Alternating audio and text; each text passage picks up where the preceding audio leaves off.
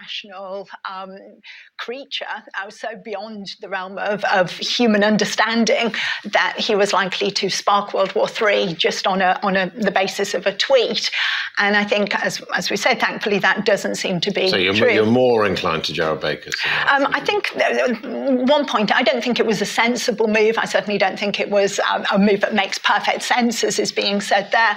But I think he was nothing to mourn. His death's nothing to mourn. But likewise, I don't think it's anything to celebrate either. If you compare, for example, the people killed by drone strikes instigated by Barack Obama, that was well over 500. I think 563 people killed by drone strikes at Obama's behest.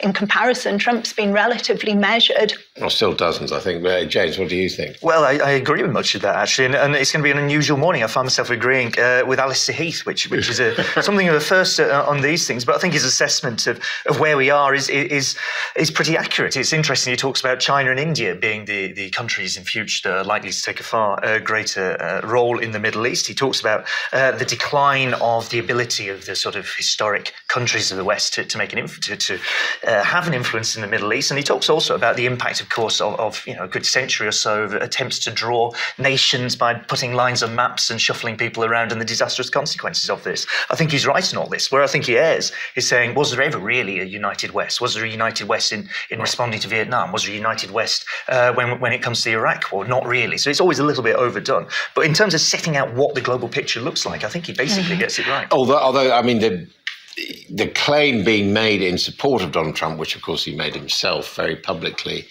is that this is a rebuff. It's been, a rap on the knuckles for Iran. And the argument is Iran has responded pretty much by saying, well, we're not happy and we hate you, but nonetheless is backing off. And if that's happened from the West point of view, that's a gain, isn't it?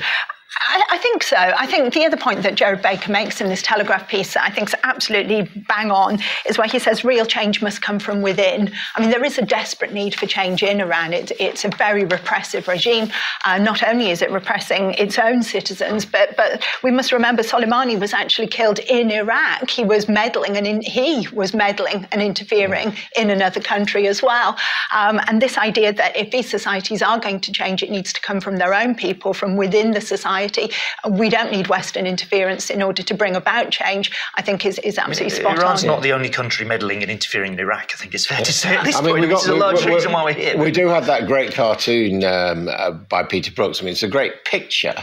But I wonder, James, if it's actually true in this case. I mean, has Boris Johnson looked like the man sweeping up after it is a good picture, and I did chuckle at it, but I think it overstates the case. I mean, Boris Johnson should have, and this is where I entirely disagree with the Gerard Baker thing, the idea that this was not a lawless political assassination. It was a lawless political assassination. That's kind of the fundamental problem here. That's something that Boris Johnson should have pointed out. But in his response to it, he did also say he remains committed, and Britain remains committed to the original Iran deal, and all the other countries who signed up to that do want to see the nuclear deal from 2015 that Barack Obama brought together continue in place. Now, Trump tore this up, as far as I can be told, quite significantly driven by a desire because he doesn't like Barack Obama very much. This idea there's a grand strategy here. Maybe, and I do think the continuities between Donald Trump and Barack Obama are more interesting than some of the